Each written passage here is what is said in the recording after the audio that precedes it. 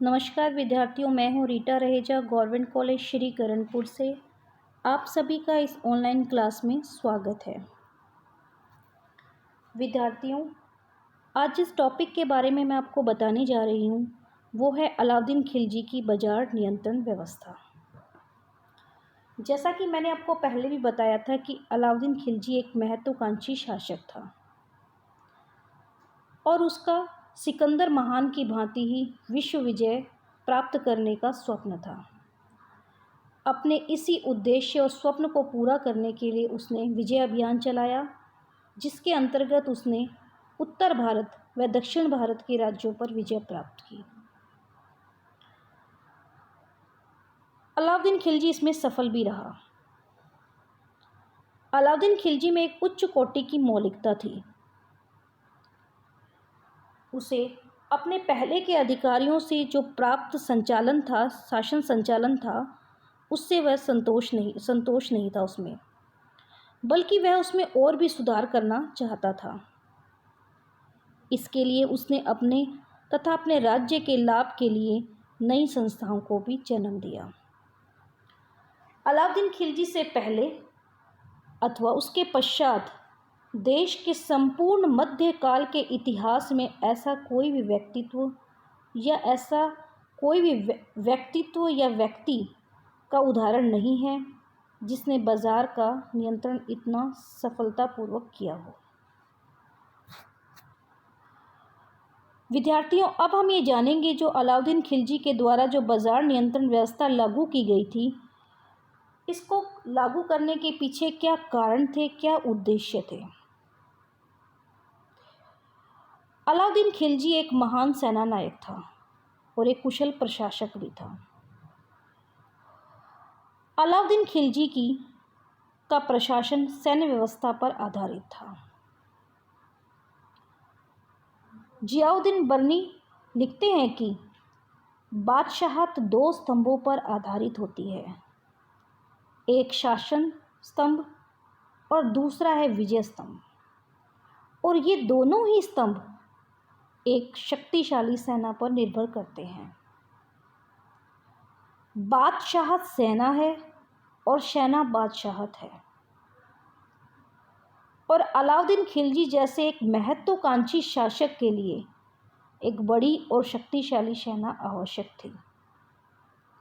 अपने राज्य के आंतरिक विद्रोहों को दबाने, भारत विजय की लालसा को पूरा करने और अपने शासन को निरंकुशता पर आधारित करने और मंगोलों के आक्रमणों से अपने राज्य की सुरक्षा के लिए अलाउद्दीन खिलजी ने सैनिक व्यवस्था की तरफ पूरा ध्यान दिया। अलाउद्दीन खिलजी की एक बहुत बड़ी सेना थी और उस सेना को नगद वेतन दिया जाता था। अलाउद्दीन खिलजी का सेना पर बहुत अधिक व्यय होता था। इसी क्रम में बर्नी कहते हैं कि यदि उतनी बड़ी सेना को साधारण वेतन भी दिया जाता तो राज्य का खजाना 5 या 6 वर्ष में ही समाप्त हो जाता। अलाउद्दीन खिलजी ने लगातार विजय और मंगोलों आक्रमण के लिए उसके लिए एक विशाल सेना को रखना अनिवार्य कर दिया था। राज्य के कर्मचारियों, सैनिक और दीवानी प्रशासन पर भी बहुत अधिक व्यय होता था।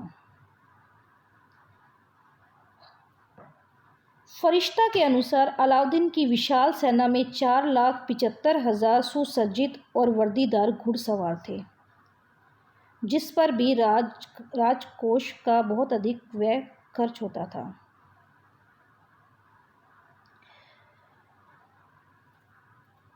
दूसरा कारण संभवतः यह भी था कि जो दक्षिण भारत से विजय से जो धन प्राप्त हुआ था, उस धन के बहुत ही अपव्ययता ढंग से खर्च करने से मुद्रा का मूल्य गिर गया था। बर्नी ने अलाउद्दीन खिलजी के बाजार नियंत्रण का उद्देश्य राजकोष पर अतिरिक्त बोझ डाले बिना सैनिक आवश्यकताओं को पूरा करना बताया है। अलाउद्दीन खिलजी ने सेना के खर्चे में कमी करने के लिए और सैनिकों के वेतन में कमी की, परंतु उसके सैनिक सुविधापूर्वक रह सकें, इसके लिए उसने वस्तुओं के मूल्य निश्चित किए और उनकी दरें कम कर दी। प्रारंभ में सुल्तान ने अपने खुले दिल से नागरिकों के धन के वितरण और इतनी बड़ी संख्या में सैनिकों को वेतन देने से भी मुद्रा के मूल्य में कमी हो गई थी। इस कारण सैनिकों के वेतन और वस्तुओं के मूल्य में भी कमी करना आवश्यक था। इसके अलावा अमीर खुसरो के खजाइन उल फतूह व इसामी के फतह सलातीन तथा इब्न बतूता के रहला नामक ग्रंथ से भी इस बारे में हमें जानकारी प्राप्त होती है। अमीर खुसरो के अनुसार अलाउद्दीन खिलजी की बाजार नियंत्रण का उद्देश्य आम प्रजा को राहत पहुंचाना था। अमीर खुसरो ने अलाउद्दीन के आर्थिक सुधारों की भी काफ़ी प्रशंसा की है। विद्यार्थियों, अब हम ये जानेंगे कि जो ये बाजार नियंत्रण व्यवस्था है, इसका क्षेत्राधिकार क्या था। अलाउद्दीन खिलजी की जो बाजार नियंत्रण व्यवस्था थी वो दिल्ली के लिए की गई या पूरी सल्तनत के लिए, इस बारे में मोरलैंड का विचार है कि भाव नियंत्रण के विषय में दिल्ली को शेष साम्राज्य से अलग कर दिया गया था। उसके अनुसार सारे देश में भाव घटाने का कोई प्रयत्न नहीं किया गया। यह प्रयास केवल दिल्ली तक ही सीमित रहा, जहां सेना केंद्रित थी। अतः मोरलैंड के विचार से यह स्पष्ट होता है कि जो अलाउद्दीन खिलजी की जो बाजार नियंत्रण व्यवस्था थी वो केवल दिल्ली के तक ही सीमित थी। उसकी इस व्यवस्था से जो आसपास के लोगों को कोई राहत नहीं मिली, उसका कोई लाभ उन्हें प्राप्त नहीं हुआ। दूसरा है वस्तुओं के मूल्यों की स्थिरता को लागू करना। अलाउद्दीन खिलजी की जो बाजार नियंत्रण व्यवस्था की सबसे बड़ी उपलब्धि यह मानी जाती है कि वस्तुओं का सस्ता होना नहीं था, बल्कि बाजार में वस्तुओं की निश्चित कीमतों की स्थिरता भी थी। जब तक अलाउद्दीन जीवित रहा, उसके समय में इनके मूल्यों में तनिक भी वृद्धि नहीं हुई। कीमतें कम या नीचे कर दी गई थी। कीमतें निश्चित करके सुल्तान ने अनाज का बाजार और सरकारी अनाज विक्रयालय स्थापित किए। वस्तुओं की कीमतों की स्थिरता ही अलाउद्दीन के राज्य की सबसे महत्वपूर्ण उपलब्धि मानी जाती है। अब हम जो अलाउद्दीन खिलजी की बाजार व्यवस्था है उसके लिए कौन से अधिकारी नियुक्त किए गए उसके बारे में जानेंगे। वाणिज्य मंत्रालय, दीवानी रियासतें। अलाउद्दीन खिलजी के समय वाणिज्य मंत्रालय विभाग का जो मुख्य अधिकारी या वाणिज्य मंत्री नाजिर याकूब को नियुक्त किया गया। अलाउद्दीन खिलजी ने मूल्य नियंत्रण संबंधी आदेशों के उल्लंघन के लिए कठोर दंड देने का आदेश दिया था। जो भी अलाउद्दीन खिलजी के इस उद्देश्यों का उल्लंघन करता था उसे सख्त से सख्त सज़ा दी जाती थी। दिल्ली के बाजार का महानिरीक्षक भी होता था। बाजारों के शहना, प्रत्येक प्रकार के बाजार का निरीक्षण करने के लिए शहना नामक अधिकारी होता था, जिसकी नियुक्ति दीवानी रियासतें या महानिरीक्षक के द्वारा की जाती थी। प्रत्येक व्यापारी को शाहना ए मंडी के दफ्तर में अपना नाम रजिस्टर्ड करवाना पड़ता था, अर्थात लिखवाना पड़ता था। अलाउद्दीन खिलजी ने मलिक कबूल को बाजार का अधीक्षक नियुक्त किया था। वही बाजार में वस्तुओं की कीमतों को नियंत्रित करने का कार्य करता था।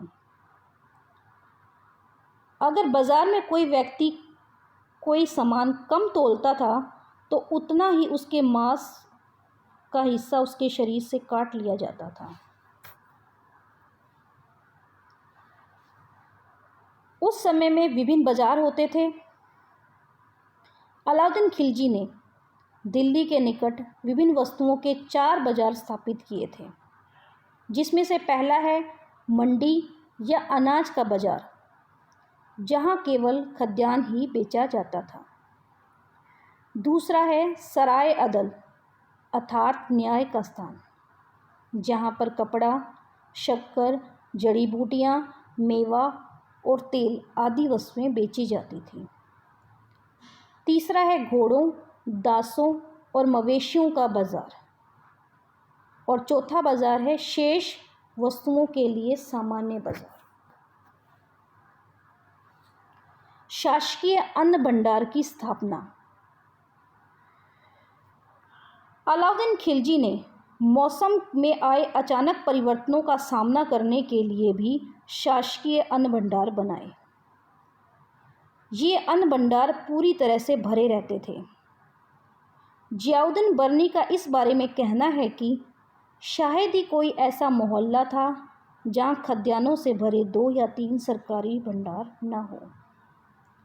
इन गोदामों का अनाज केवल आपातकालीन स्थितियों में घुमक्कड़ व्यापारियों को अनाज मंडी में बेचने के लिए दिया जाता था। राशनिंग व्यवस्था। ऐसे भी प्रमाण मिलते हैं कि अलाउद्दीन खिलजी द्वारा राशन व्यवस्था भी लागू की गई थी। अकाल के समय प्रत्येक घर को आधा मन अनाज प्रतिदिन दिया जाता था। नगर के संपन्न व्यक्तियों को उनकी आवश्यकता की पूर्ति के लिए निश्चित मात्रा में अनाज दिया जाता था। इस प्रकार राशनिंग की पत्ती अलाउद्दीन खिलजी की नई पत्ती थी। बर्नी कहता है कि वर्षा की अनियमितता होने पर दिल्ली में अकाल नहीं पड़ा, किंतु कोई राशन कार्ड आदि की व्यवस्था नहीं थी। इस बाजार की देखभाल के लिए अलाउद्दीन ने मलिक कबूल को शहना या बाजार का अधीक्षक नियुक्त किया। अंतिम अधिनियम परवाना नवीस परमिट देने वाले अधिकारी की नियुक्ति। अंतिम अधिनियम परवाना नवीस परमिट देने वाले की अधिकारी की नियुक्ति और अधिकार से संबंधित था।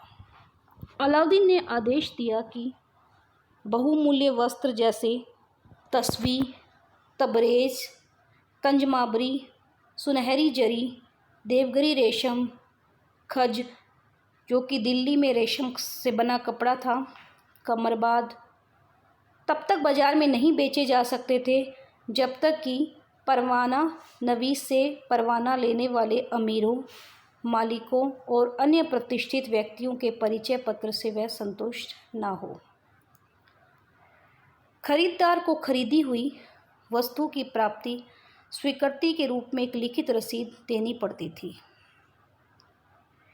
ये ऐसा इसलिए किया गया कि काला बाजारी को बाजार में रोका जा सके, जिससे कोई भी साधारण व्यक्ति उच्च श्रेणी का कपड़ा सराय अदल से सस्ते भाव में खरीदकर प्रांतों में उसको चौगुनी मूल्य में पर ना बेच सके।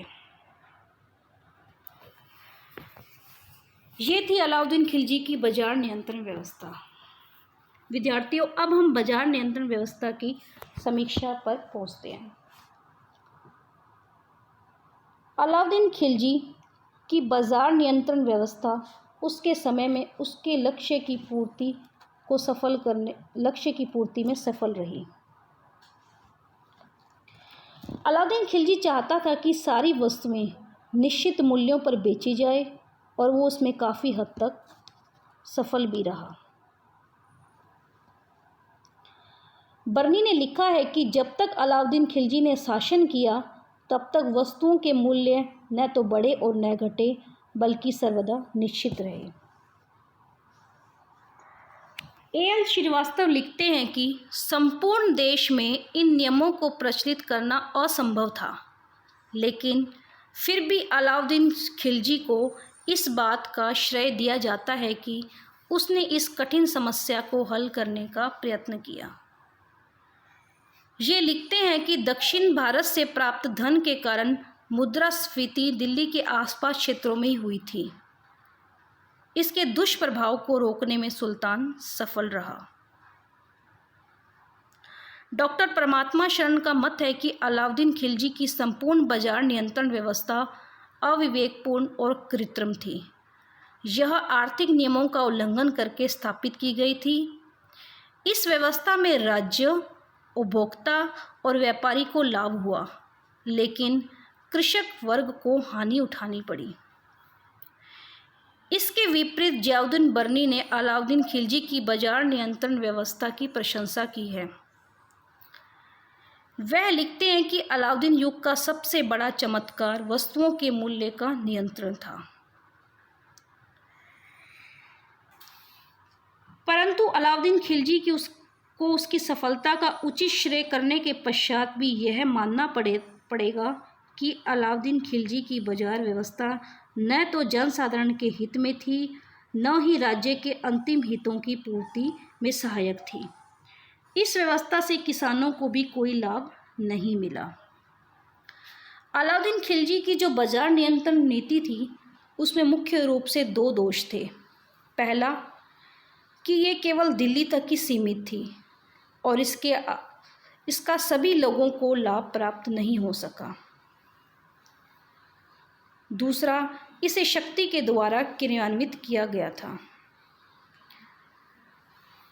अलाउद्दीन खिलजी की बाजार नियंत्रण जो व्यवस्था स्थापित की गई थी, उसके बारे में अंत में यही कहा जा सकता है कि यह केवल उसके सेना के खर्चों को और रखरखाव को पूरा करने के लिए ही की गई थी।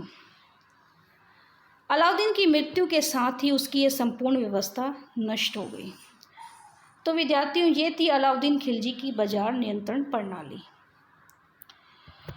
अगली क्लास में मैं आप लोगों को अलाउद्दीन खिलजी के सैन्य सुधारों या सैनिक व्यवस्था के बारे में बताऊंगी। धन्यवाद।